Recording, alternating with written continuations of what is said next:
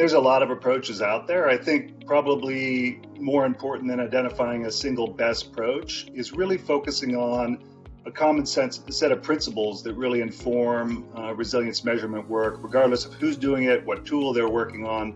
And that 2014 meeting and corresponding document really laid out the basic principles. Resilience isn't just about determining whether someone's well-being improved. It's actually what happens to well-being in the face of shocks and stresses and whether it's maintained, quickly recovers, etc.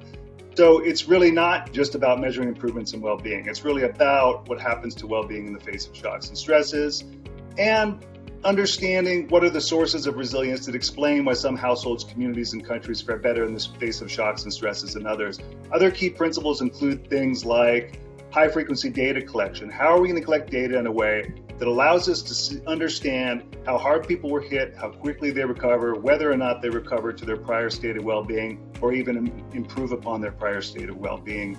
And what we tried to do in last May in a meeting called Advancing Resilience Measurement was build on that initial set of principles and add a little more nuance around 4 thematic areas around psychosocial resilience, systems level resilience measurement, demand-driven resilience measurement, which is huge in responding to the growing demand for this type of work.